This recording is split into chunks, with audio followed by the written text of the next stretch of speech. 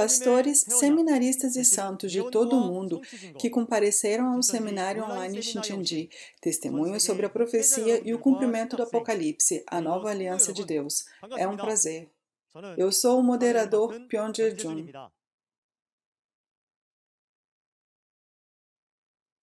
Estou muito feliz por estar junto com vocês aqui, onde as palavras do Apocalipse estão sendo divulgadas e testificadas amplamente em todo o mundo após serem seladas por 2000 anos. As consultas de pastores ao redor do mundo que desejam verificar os segredos do reino dos céus por meio da palavra de Deus não param. Eu acredito que isso acontece porque suas almas sedentas experimentaram a palavra da revelação, que é a água da vida.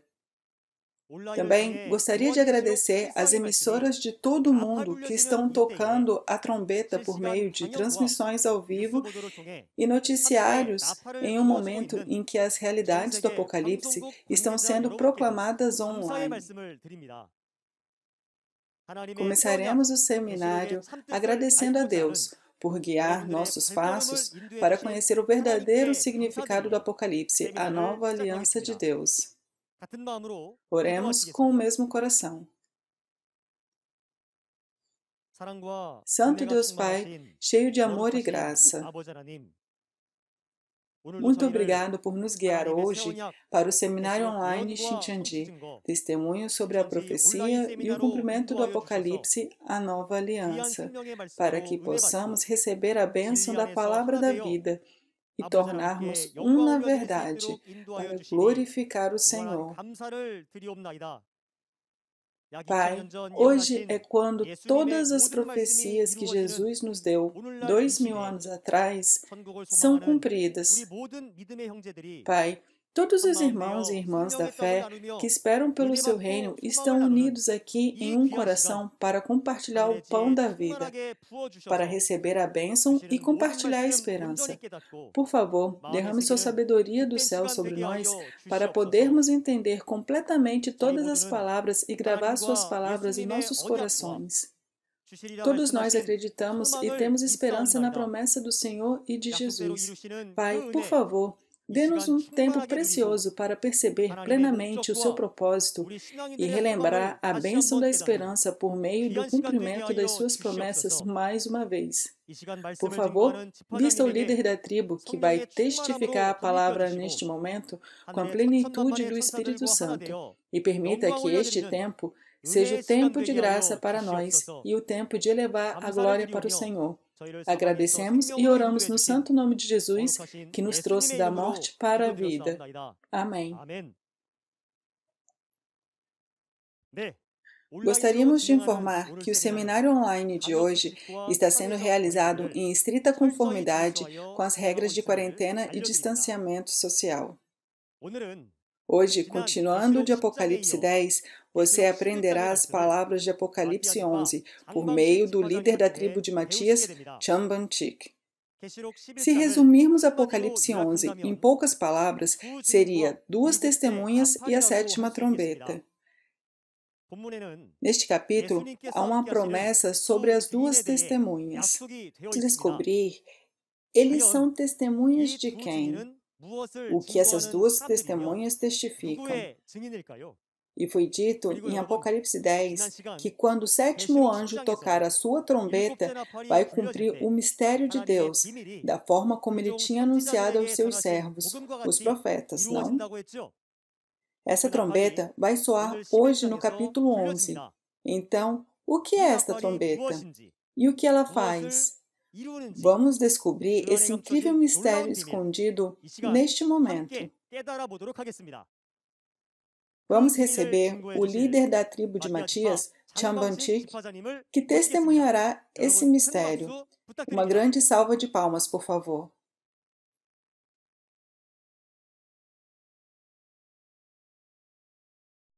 Olá, pastores, seminaristas e crentes de todo o mundo.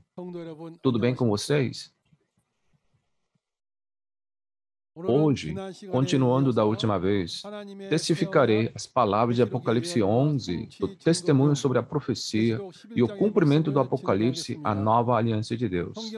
Eu sinceramente espero que você tenha um tempo precioso para entrar na Bíblia e entender completamente a palavra.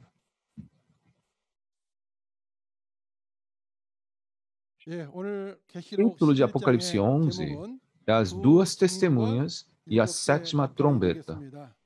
As duas testemunhas e a sétima trombeta. Vamos dividir a referência principal em 3 partes. Veremos a relação entre as duas testemunhas e a sétima trombeta, o som da sétima trombeta e a realidade da sétima trombeta. Primeiro, a relação entre as duas testemunhas e a sétima trombeta. Quando as duas testemunhas de Jesus terminaram o testemunho, eles são sacrificados pela besta do abismo. Após 3 dias e meio, são ressuscitados, tocam a sétima trombeta, proclamando o segredo dos céus. Qual é o som dessa sétima trombeta?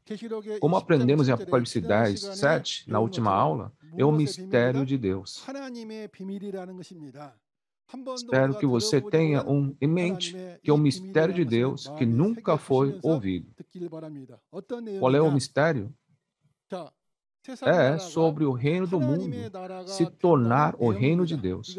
Este é o conteúdo do capítulo 11, versículo 15. Esta é a parte mais importante do que aprenderemos hoje.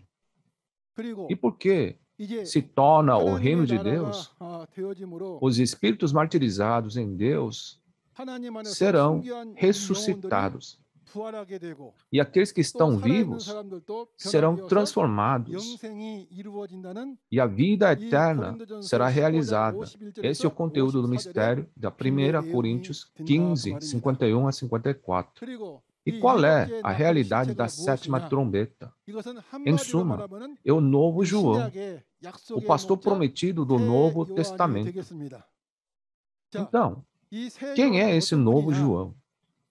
Como aprendemos no Apocalipse 10, ele é quem recebeu a palavra e viu e ouviu os eventos de todo o livro de Apocalipse. Ou seja, ele é a testemunha. Quando Jesus recebeu o livro selado com 7 selos na mão de Deus, abriu os selos um por um e o cumpriu. Houve aquele que viu e ouviu por si mesmo. Em Apocalipse 1, 2, não diz que João testificou a palavra de Deus e tudo o que ele tinha visto? Se você olhar Apocalipse 22, 8, verá que eu, João, sou aquele que ouviu e viu os eventos de todo o livro de Apocalipse. Precisamos saber que o apóstolo João teve uma visão antes que ela se cumprisse, mas quando ela se cumpriu, ele viu a realidade. Ao profetizar, mesmo se alguém quiser ver as realidades, não pode, porque elas não existem ainda. No entanto, quando essa profecia é cumprida, as entidades reais aparecem, para que possam ser vistas e testificadas. Isso é importante. Para receber o reino do céu e a vida eterna, todas as nações devem se encontrar e receber a revelação por meio de novo João, que recebeu a revelação de Jesus. A razão é que João 17,3 diz que a vida eterna é conhecer o Deus verdadeiro e aquele a quem ele enviou. Mas como podemos conhecer a Deus? Mateus 11, 27 diz que somente por meio da revelação podemos conhecer o Deus verdadeiro e aquele que ele enviou. Como já aprendemos em Apocalipse 10, a revelação de Jesus está no estômago de novo João. Portanto, devemos encontrar e receber essa revelação de novo João, que recebeu a revelação de Jesus, para que possamos vir e conhecer o Deus verdadeiro e Jesus e o pastor prometido e viver para sempre. Por favor, tenha isso em mente. Agora, vamos dar uma olhada na visão geral do Apocalipse capítulo 11. Primeiro, existe o templo para medir e o pátio exterior que não deve medir. Naquela época, as duas testemunhas de Jesus, vestidas de saco, trazem várias pragas e então são mortas pela besta.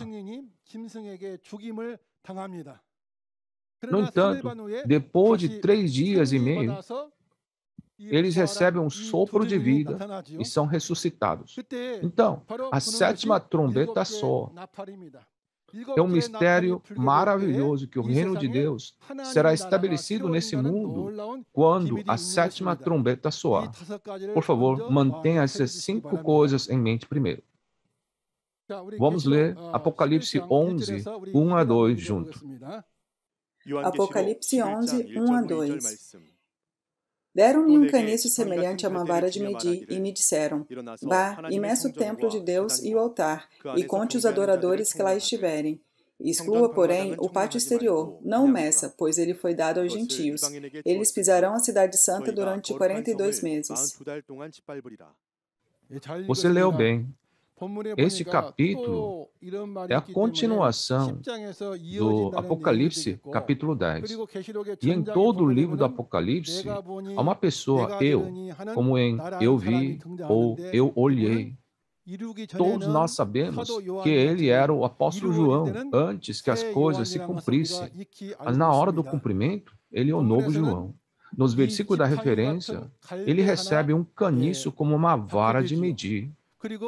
E ele é ordenado a medir o templo e o altar de Deus e contar os adoradores nele. E também é dito, exclua, porém, o pátio exterior. Não o meça, pois ele foi dado aos gentios. Eles pisarão a cidade santa durante 42 meses. Novo João, após receber o rolo aberto, as palavras do livro de Apocalipse no capítulo 10, e aqui, no capítulo 11, ele recebe um caniço como uma vara de medir e é instruído a medir o templo e contar os adoradores nele. Vamos primeiro entender o que é esse caniço como uma vara de medir. Assim como a vara é um instrumento que ajuda as pessoas a caminhar na rua, ela representa um parceiro de Novo João, de quem Novo João receberá a ajuda enquanto segue no caminho de Deus. Você pode pensar nele como um companheiro espiritual ou amigo espiritual que ajuda o Novo João. Mas essa pessoa é descrita como um caniço. Não é frágil o caniço? Serve como uma régua para medir, mas uma régua fraca. Na realidade, ele era um ajudante do novo João. Lembre-se de que ele era um dos santos do tabernáculo dos 7 candelabros de ouro. O que é o templo de Deus? Em 1 Coríntios capítulo 3, versículo 16, o apóstolo Paulo disse: vocês não sabem que são santuário de Deus? No Antigo Testamento, antes da vinda de Jesus, o templo de Deus era um edifício físico. Porém, desde o tempo de Jesus, assim como Jesus disse: destrua esse templo e o levantarei em 3 dias, Paulo estava nos explicando que devemos saber que o coração de Jesus era o templo. Quem são os templos de Deus? Em Apocalipse 3, 4, diz que há uns poucos em Sardes que não contaminaram as suas vestes e Jesus caminhava com eles. Então, não são eles os templos de Deus? Eles são os que vêm diante do trono de Deus, vencendo a besta, sua imagem e o número do seu nome. Deus diz para medir o templo de Deus, e há 2 tipos de templo na Bíblia. Primeiro, há o templo do tabernáculo mencionado em Apocalipse 13, mas o destruidor gentil do mar entra aqui. Primeiro, o templo tabernáculo é estabelecido, e quando o destruidor gentil entra nela e o destrói, há um pequeno grupo de pessoas que lutam e vencem esse destruidor e saem. Quem está com eles? Deus está com eles. Porque essas pessoas veem e testificam a traição e destruição, elas se tornam o templo do tabernáculo do testemunho. Quando Deus diz para medir, ele está se referindo a esse templo, o templo do tabernáculo do testemunho, onde Deus está. Se você comparar isso com o templo de Moisés, esse tabernáculo seria o lugar santo, porque o candelabro de ouro estava lá. E porque Deus estava no lugar santíssimo, o templo do tabernáculo do testemunho se tornaria o lugar santíssimo. E quem são os adoradores no templo de Deus? Essas pessoas são os poucos que seguiram o novo João, o vencedor, e adoraram a Deus como um. Seja nas montanhas ou no campo, onde quer que seja. Não é o templo onde as pessoas se reúnem para adorar a Deus? E o que significa medir? É medir a quantidade de fé e conhecimento. Em Ezequiel 47, diz que quando o grande templo de Deus é estabelecido nessa terra, grande quantidade de água da palavra fluirá dele. Nesse momento, são medidos 4 vezes com a vara de medir. Assim, é medido a quantidade de conhecimento e da fé. E há um pátio exterior do templo que é pisoteado pelos gentios. Que tipo de lugar é o pátio exterior? Como acabamos de aprender com a foto, estamos falando sobre o templo do tabernáculo traidor, no qual a besta entrou. É o mesmo lugar que apareceu nos capítulos 13, 6, 2 e 3 de Apocalipse. Quem são os gentios que entraram e pisaram lá? Estamos falando sobre a organização da besta de 7 cabeças e 10 chifres, que engoliu o templo do tabernáculo. Onde é esse lugar? Se você olhar em Apocalipse 13 e 12, verá que o tabernáculo céu. Aqueles que não pertencem ao tabernáculo céu podem ser vistos como gentios aos olhos de Deus. A realidade deles são os 7 pastores do Centro da Educação de Administração. O Centro da Educação de Administração é uma instituição que educa os pastores, porque o administrador é o pastor. Portanto, é grande sua autoridade. Estamos falando de 7 pastores famosos lá. Senhor Terra, Senhor Kim, Senhor Huang, Senhor Wan, Senhor Kim, Senhor Peck, Senhor Terra. Esses nomes foram registrados sob pseudônimos. Qual é a razão para pisotear o pátio exterior? É porque o povo escolhido de Deus traiu e não se arrependeu. Então, ele quer julgá-los. E quais são os 42 meses para pisotear? Se você olhar Apocalipse 13, 5, diz que os gentios governarão sobre o povo escolhido que traiu por 42 meses. Em Mateus 24, 21 a 22, é dito que os dias de tribulação foram reduzidos para salvar fisicamente aqueles a quem Deus escolheu. Em Jeremias 25, 11, vemos que o povo escolhido de Israel foi destruído pela Babilônia gentia por 70 anos, quando eles pecaram. Se nós passarmos pela tribulação de 70 anos, nenhum de nós sobreviveria com a carne. Por isso, os 70 anos foram reduzidos a 3 anos e meio para dar a salvação aos eleitos na carne. Não é uma bênção grandiosa? E agora, vamos ler os versículos 3 a 5. Apocalipse 11, 3 a 5. Darei poder às minhas 2 testemunhas, e elas profetizarão durante 1260 dias, vestidas de pano de saco. Estas são as 2 oliveiras e os 2 candelabros que permanecem diante do Senhor da terra. Se alguém quiser causar-lhes dano, da boca dele sairá fogo e devorará os seus inimigos. É assim que deve morrer qualquer pessoa que quiser causar-lhes dano. Você leu bem. Os versículos da referência são sobre as 2 testemunhas vestidas de pano de saco. São as 2 testemunhas a quem Jesus deu poder para profetizar por 1260 dias, vestida de pano de saco. Quem são essas 2 testemunhas aqui? No Apocalipse capítulo 10, aparece o novo João que recebeu e comeu o rolo aberto. E no capítulo 11, uma pessoa que é comparado a um caniço como uma vara de medir que o novo João recebeu. Essas 2 pessoas são chamadas aqui 2 testemunhas ou 2 testemunhas de Jesus. O que precisamos prestar atenção aqui é que a única testemunha que trabalha recebendo a palavra diretamente da obra do Espírito Santo é o novo João. Qual é a evidência? Em Apocalipse 1, 2, João dá testemunho de tudo que viu a palavra de Deus.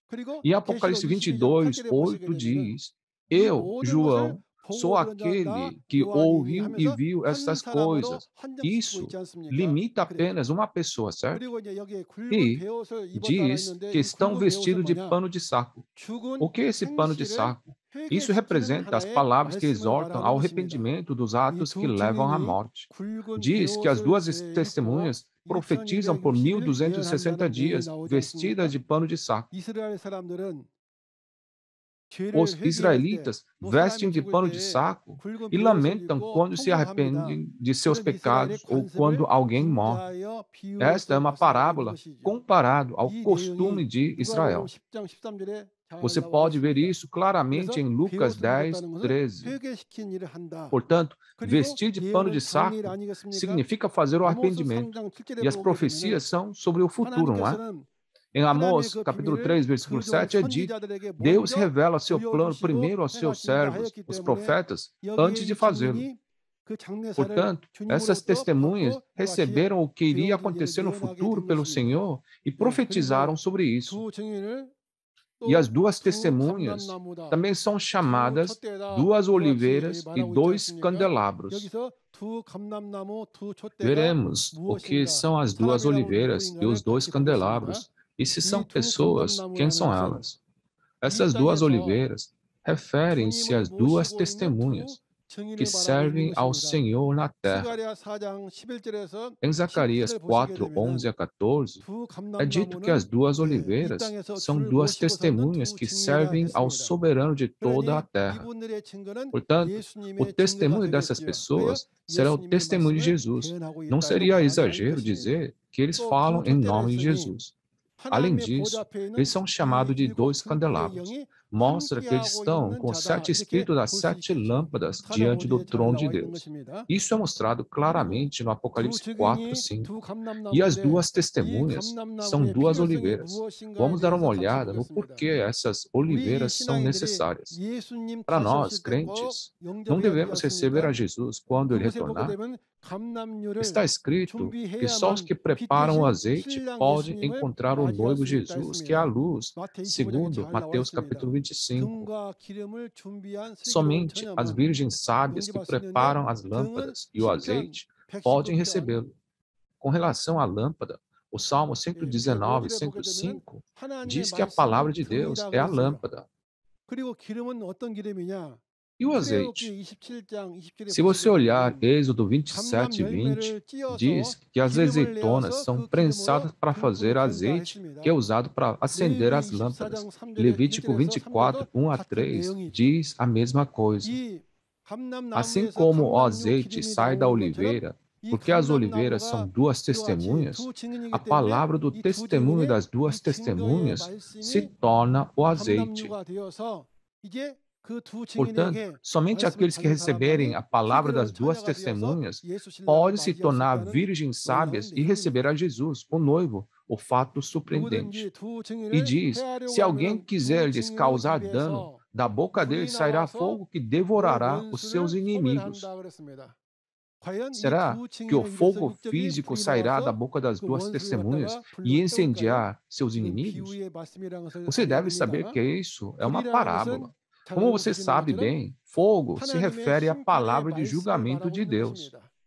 Em Jeremias 5,14, Deus disse: Jeremias, farei as minhas palavras na tua boca um fogo, e essas pessoas a lenha que o fogo consome. Não foi? Vejamos o tempo da primeira vinda, quando essa palavra foi cumprida. Em Lucas 12:49, Jesus disse: eu vim trazer fogo à terra, e como gostaria que já estivesse aceso. Portanto, esse fogo é a palavra de julgamento. Porque o fogo é uma parábola, você precisa saber que os inimigos que são consumidos também são uma parábola. Quem são os inimigos que são consumidos? Está falando sobre os espíritos malignos dentro dos falsos profetas. Ou pode significar a mentira que eles falam. Se você olhar para Apocalipse 16, 13, diz que os espíritos malignos que estão dentro das pessoas saem pela boca do dragão, da besta, dos falsos profetas. Portanto, os inimigos que são consumidos são os espíritos malignos e a mentira dos falsos profetas. A seguir, vamos ler os versículos 6 a 10. Apocalipse 11, 6 a 10. Estes homens têm poder para fechar o céu, de modo que não chova durante o tempo em que estiverem profetizando, e têm poder para transformar a água em sangue e ferir a terra com toda sorte de pragas, quantas vezes desejarem. Quando eles tiverem terminado o seu testemunho, a besta que vem do abismo os atacará, e irá vencê-los e matá-los. Os seus cadáveres ficarão expostos na rua principal da grande cidade, que figuradamente é chamada Sodoma e Egito, onde também foi crucificado o seu Senhor. Durante 3 dias e meio, gente de todos os povos, tribos, línguas e nações contemplarão os seus cadáveres e não permitirão que sejam sepultados.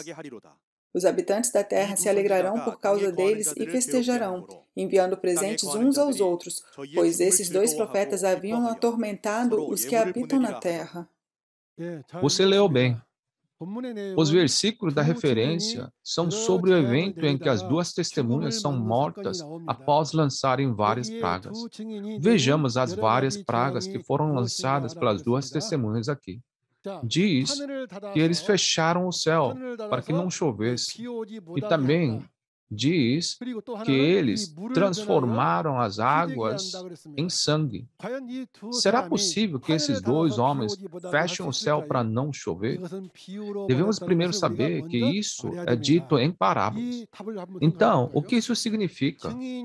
Isso significa impedir que os santos, juntos com as testemunhas, dar as palavras ao pátio exterior do templo. O que existe no céu? Sol, lua e as estrelas. Olhando para Gênesis 37, 9 a 11, a família de Jacó é comparado ao sol, à lua e às estrelas. Portanto, assim como o lugar onde a família de Jacó está reunida é chamado de céu, o lugar onde o novo João e o grupo de poucas pessoas estão reunidos pode ser chamado de céu. Assim, o lugar onde os santos estão com o novo João, a testemunha, é o céu. E eles foram impedidos de pregar a palavra de Deus no pátio exterior do templo. Por quê? Se olhar em Deuteronômio 32, 2, é dito que a chuva do céu é a palavra de Deus. E em Isaías 5, 3 a 7, disse que Deus ordenaria que as nuvens não chovessem. A chuva é a palavra de Deus, e a palavra de Deus vem do Espírito Santo. Então, isso significa que o Espírito Santo também não permite isso. E sobre transformar água em sangue, se olharmos para o tempo de Moisés, ele feriu a água do Nilo com a vara. Esta água se transformou em sangue para que as pessoas não pudessem beber. Da mesma forma, por meio da palavra revelada, a doutrina dos destruidores, que é como as águas do Nilo, é revelada a ser uma mentira. É isso que é revelar. Aqui, porque as 2 testemunhas chamam os falsos profetas que eles são como as bestas do abismo, dizendo, vocês são diabos destruidores. As bestas mataram as 2 testemunhas espiritualmente. O que é a besta do abismo aqui? Primeiro, vamos ver o que é o abismo. Em caracteres chineses, significa sem e fundo. Então, isso significa o abismo sem fundo, ou poço sem fundo. Porque a água é a palavra de Deus. Uma cisterna que não pode reter água se referiria a uma organização sem a palavra de Deus, ou seja, o inferno. É por isso que os falsos profetas pertencentes à morada de Satanás ou ao inferno são chamados de bestas. De acordo com Apocalipse 9, 2, nós aprendemos isso antes, né?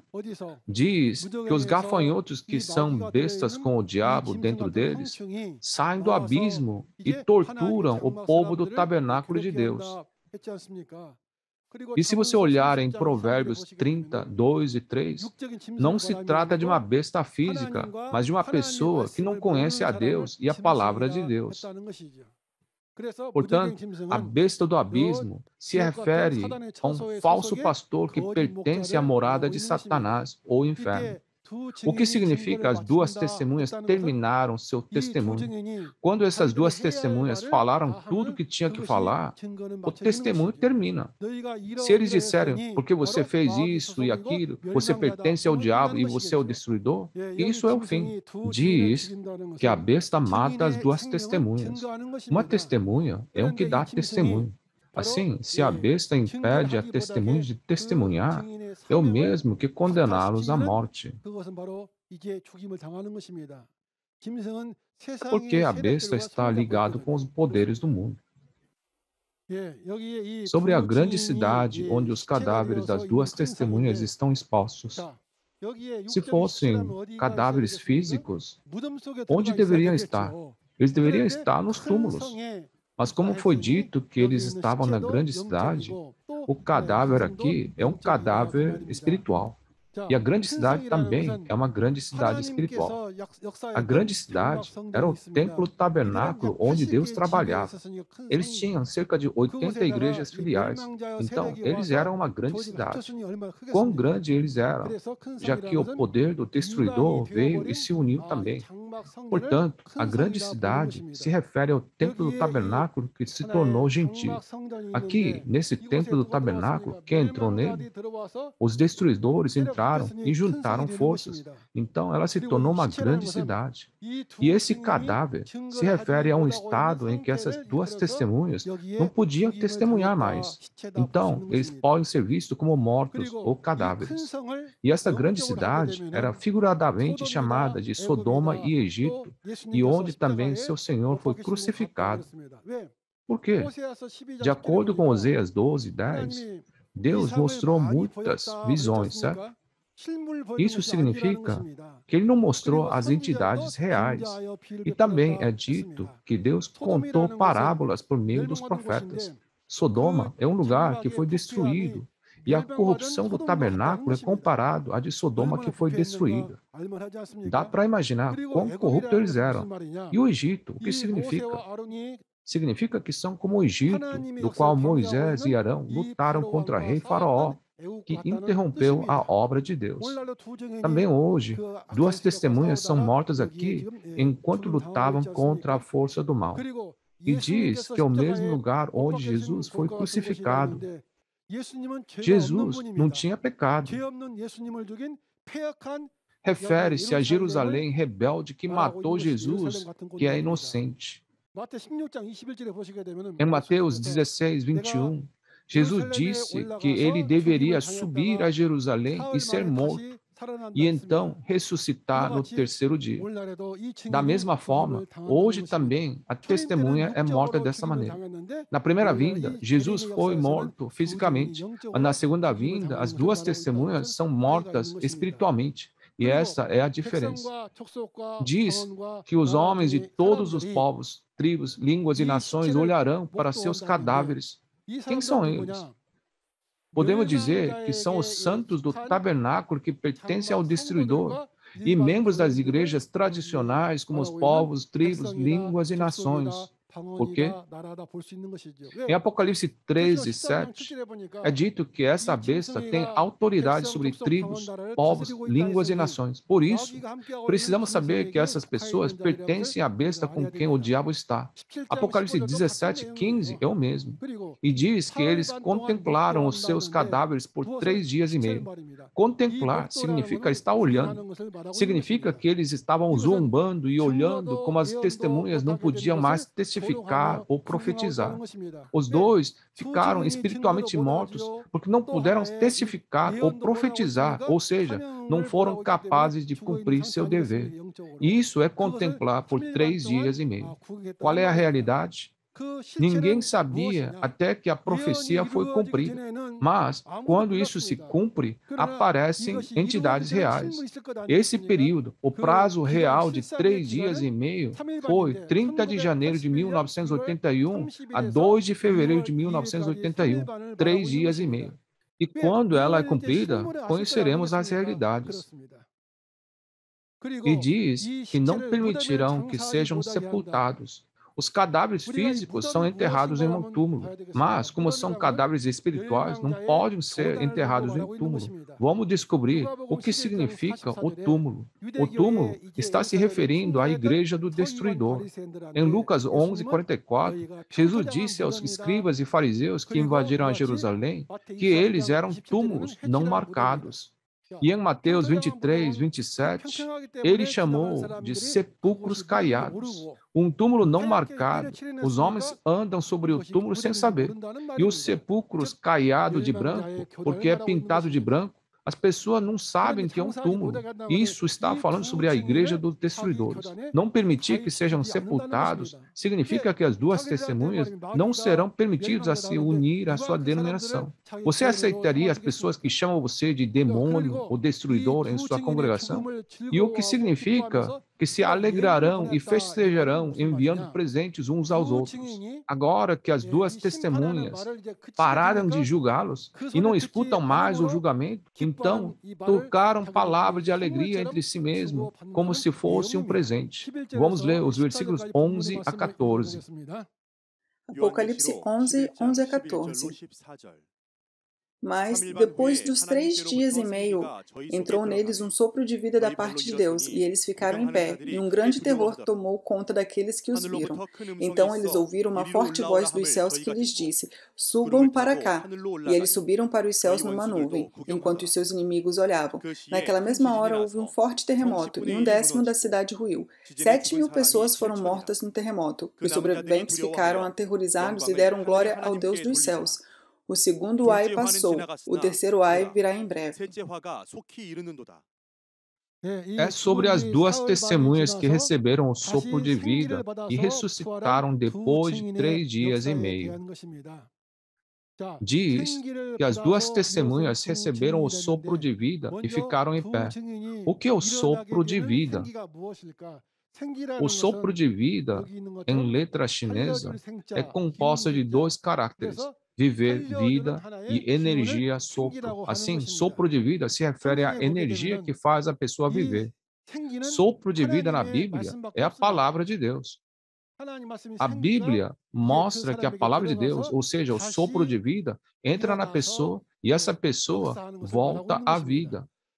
Em Gênesis 2:7 diz: Deus formou o homem do pó da terra e soprou fôlego de vida nele, e o homem se tornou um ser vivente. Seu espírito veio à vida. E em João capítulo 1 diz que a vida está onde? Certo? É dito em João capítulo 1:4 que a vida está na palavra. E o que significa que as duas testemunhas subiram para os céus numa nuvem? A nuvem se refere a Espírito. Assim, eles estão sendo guiados pelo Espírito. E essas duas testemunhas entram no céu da terra, o tabernáculo, para tocar a trombeta novamente. Os inimigos que estavam contemplando teriam ficado surpresos, não? Quem são os inimigos que estavam contemplando? Os inimigos que contemplam são o grupo de Satanás. Eles se tornaram inimigos porque se rebelaram a Deus. As pessoas pensavam que essas duas testemunhas haviam terminado, mas porque começam a testificar de novo, seus corações ficaram aterrorizados. É por isso que se diz que a grande cidade desabou pelo terremoto.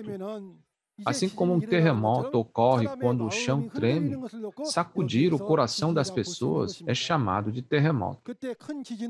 O que é um terremoto forte aqui? O que está acontecendo com o coração? É um forte terremoto espiritual que abala o coração. O que significa que 1/10 da grande cidade ruiu? Isso significa que a organização do Templo do Tabernáculo começou a ruir em 1/10. Esse tabernáculo se juntou aos destruidores e eventualmente desmorona inteiramente. Mas podemos ver aqui que 1/10 da organização começou a cair. É dito que 7.000 pessoas foram mortas no terremoto. Não se trata de todas as igrejas do mundo, mas dos santos do tabernáculo dos 7 candelabros de ouro que traíram. Por outro lado, existem os sobreviventes aqui que glorificam a Deus. Quem são eles? refere-se às pessoas que foram medidas por essas duas testemunhas. O pátio exterior do templo já havia sido entregue aos gentios. Assim, essas pessoas são aqueles que foram medidas pelas duas testemunhas. Em seguida, leremos os versículos 15 a 19. Apocalipse 11, 15 a 19. O sétimo anjo tocou a sua trombeta, e houve fortes vozes nos céus que diziam: O reino do mundo se tornou do nosso Senhor e do seu Cristo, e ele reinará para todos sempre.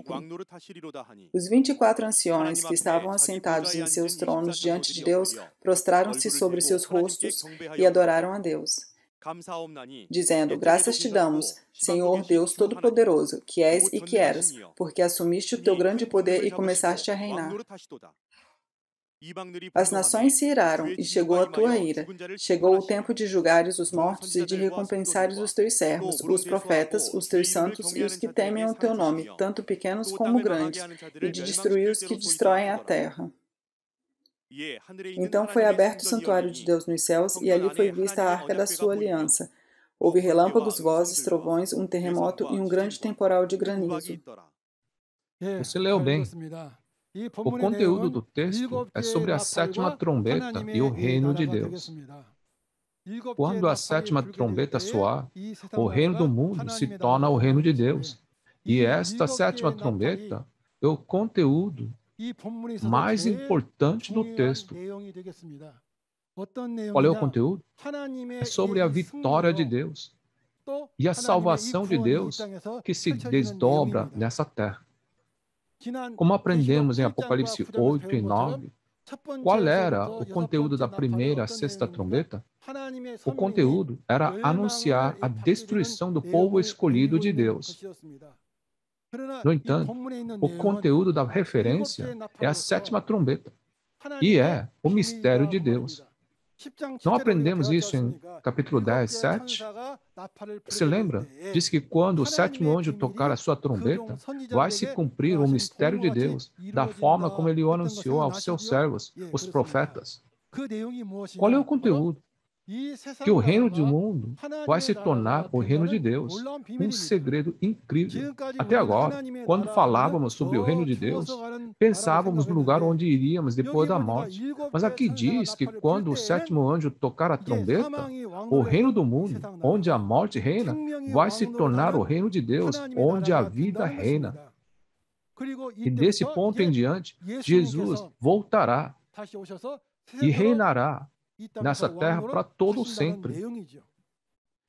1 Coríntios 15, 51 a 54 contém a promessa da ressurreição e vida eterna nessa terra. E os mártires ressuscitarão com um corpo espiritual santo, e nós que estamos vivos seremos transformados. Que tudo será transformado, e a morte será tragada pela vida, e entraremos na vida eterna, um segredo maravilhoso de Deus. Caros pastores ao redor do mundo, seminaristas e todos os santos, não considere isso estranho porque você não sabia ou entendia mal. Isso era um mistério de Deus. Só Deus sabia disso. Portanto, espero que abram seus corações e entremos juntos nessa ressurreição e na esperança da vida juntos. Pessoal, vocês fizeram bem em vir a esse seminário. E para alcançar a ressurreição e a vida eterna, toda a humanidade deve ouvir o som da sétima trombeta e conhecer o Deus verdadeiro, Jesus, e aquele a quem ele enviou. Para termos a vida eterna, João 17:3 diz que temos que conhecer o Deus verdadeiro e aquele a quem ele enviou. Então, como podemos conhecê-los? Só existe uma maneira. Mateus 11:27 diz que só o Filho e aquele a quem o Filho quiser revelar pode conhecer. Na primeira vinda, as profecias do Antigo Testamento, o mistério de Deus, só podia ser ouvida por meio de Jesus. Pelo que aprendemos até agora, Onde está a revelação de Jesus hoje? Está no estômago do novo João. Porque Jesus abriu e deu ao novo João, é a revelação de Jesus. Porque a revelação de Jesus, a palavra revelada de Jesus, entrou no estômago do novo João. Devemos encontrar o novo João e ouvir a sua palavra para conhecer o Deus verdadeiro, Jesus e o pastor que foi enviado para nós e receber a bênção maravilhosa da vida eterna.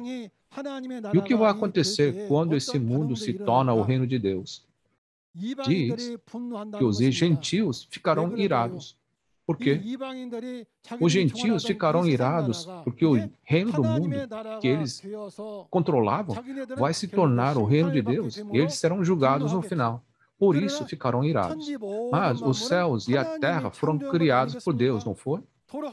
Então, não há nada errado Deus receber de volta. E é dito que ele julgará aqueles que destroem a terra. Este é o conteúdo de julgar aqueles que engoliram o tabernáculo de Deus. Espero que você ouça esse conteúdo e entenda bem quando os capítulos 16, 17 e 18 de Apocalipse forem testificados. Quando a sétima trombeta é tocada, os destruidores gentios explodirão em raiva e serão julgados. Mas aqueles que temem o nome do Senhor serão abençoados. Qual bênção? Eles receberão as 12 bênçãos registradas em Apocalipse 2 e 3. Isso será testemunhado bem em Apocalipse 19, 20 e 21. Haverá casamento de espírito e a carne, haverá a primeira ressurreição, e Deus e o reino dos céus do mundo espiritual virão a essa terra. Deixe-me fazer uma pergunta. Queridos pastores do mundo da religião, e os seminaristas, e todos os santos, você ficará com raiva quando ouvir o som da sétima trombeta? Ou você será abençoado em reverência pelo nome do Senhor? Espero sinceramente que todos recebam bênçãos em reverência ao nome do Senhor. E, em particular, nossos pastores, por favor, aprendam e ensinem bem seus santos e entrem no reino dos céus e na vida eterna juntos. Eu acredito que vocês vão fazer isso. Este é o último versículo de Apocalipse 11, versículo 19. Diz que o templo de Deus foi aberto e um grande temporal de granizo estava lá. O que significa que um novo templo de Deus foi aberto? Isso significa que a existência do novo templo de Deus está começando a se tornar amplamente conhecida no mundo. Vamos dar uma olhada nessa realidade. Antes da profecia se cumprir, não podíamos testificar porque não havia realidades. No entanto, quando isso for realizado, devemos saber que existe uma coisa real, uma realidade. Jesus disse, eu digo agora, antes que aconteça, para que quando acontecer, veja a realidade e creia. Vamos dar uma olhada nessa realidade. É a fundação de Shincheonji, Igreja de Jesus, o Templo Tabernáculo do Testemunho. Shincheonji, Igreja de Jesus, se você olhar para Apocalipse 21, o novo céu e a nova terra são chamados de Shincheonji em coreano, porque Jesus ensina lá, ela se torna a Igreja de Jesus. E porque está testificando a traição e a destruição, torna-se o tabernáculo do testemunho, o templo de Deus. A igreja começou em 14 de março de 1984. Como mostra a foto aqui, esta foi a época em que o templo do tabernáculo do testemunho começou a ser conhecido em todo o mundo. Este ano marca o 38º aniversário da fundação de Shincheonji nessa terra. Queridos pastores, seminaristas e membros da congregação, estou transmitindo as boas novas de que Shincheonji, Igreja de Jesus, o templo do tabernáculo do testemunho que Deus e Jesus tanto desejavam, foi estabelecido nessa terra. Não é este o momento que dá grande esperança?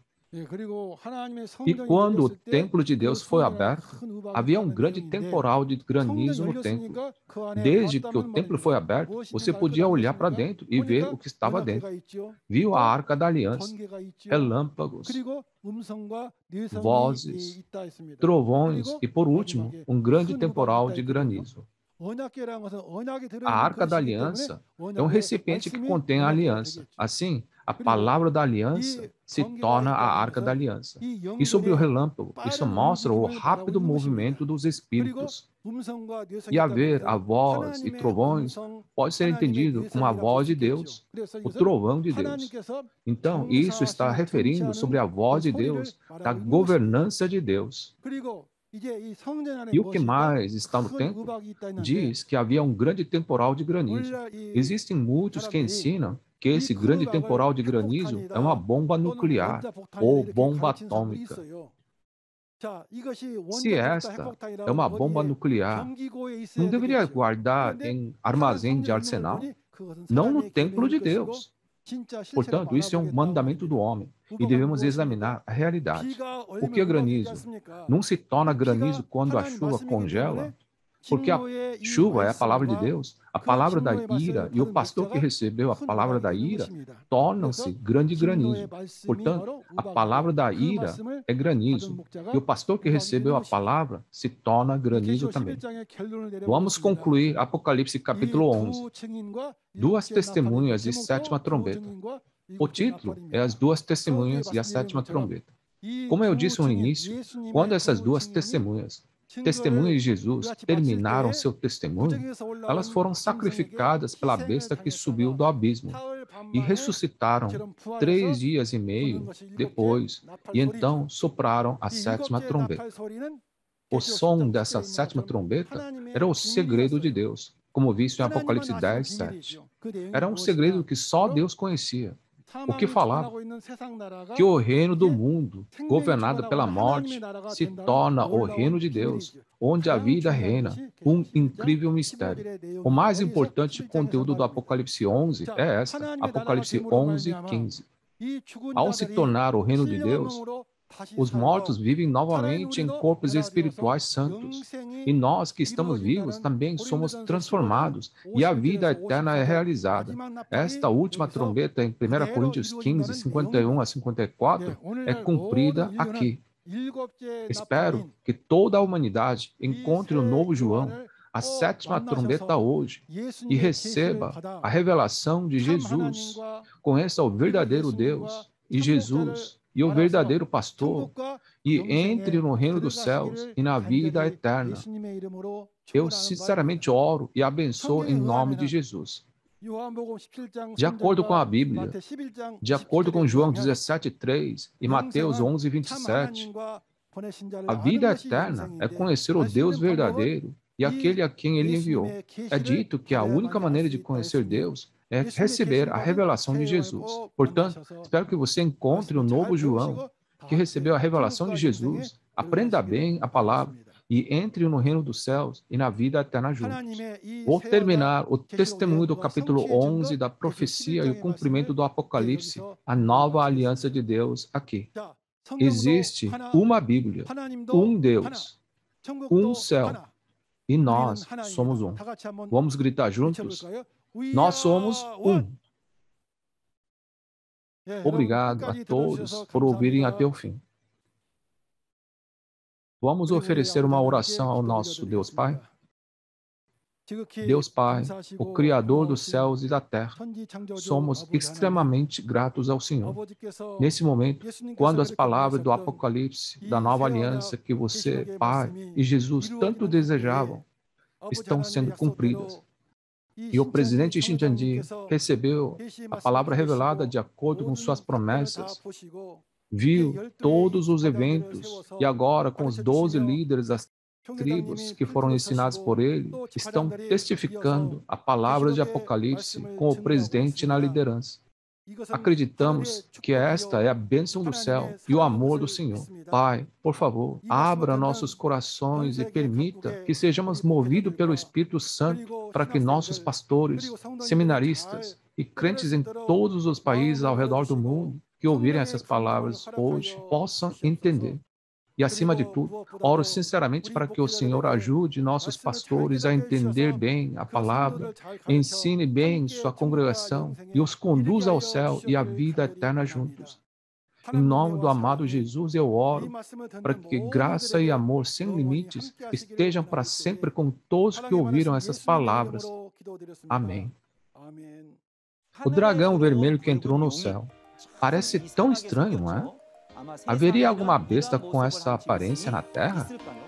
Então, devemos averiguar a identidade desse dragão vermelho que entrou no céu. Você deve saber quem é o homem que governará todas as nações com o cetro de ferro, né? Principalmente aos cristãos, esse conteúdo é muito importante. Na quinta-feira, o líder da tribo de Mateus, Chon Chonzo, pregará as palavras do Apocalipse 12. Apocalipse 12 é sobre a guerra entre o dragão e Deus. O horário é o mesmo, às 10. Espero que você participe e tenha o tempo da graça para entender o verdadeiro significado do livro do Apocalipse, que todos os crentes devem saber. A aldeia global está tremendo com as respostas entusiasmadas de pastores não apenas da Coreia, mas de todo o mundo. Existem inúmeras perguntas sobre como se tornar uma família com Chincheonji em Deus e Jesus. Se você entrar em contato com o número representativo de cada tribo mostrado na tela, iremos gentilmente fornecer orientações detalhadas sobre a igreja Chincheonji e suas doutrinas, além das palavras do Apocalipse. Agora, vamos concluir o programa fazendo a oração ensinada pelo Senhor. Vamos orar o Pai Nosso. Pai nosso que estais nos céus, santificado seja o teu nome. Venha a nós o teu reino. Seja feita a tua vontade, assim na terra como no céu. O pão nosso de cada dia nos dai hoje. Perdoai as nossas ofensas, assim como nós perdoamos a quem nos tem ofendido. Não nos deixeis cair em tentação, mas livrai-nos do mal, porque teu é o reino, o poder e a glória, para sempre. Amém. Isso conclui o seminário online de Chincheonji, Testemunhos sobre a Profecia e o Cumprimento do Apocalipse, a Nova Aliança de Deus. Obrigada a todos por se juntarem a nós.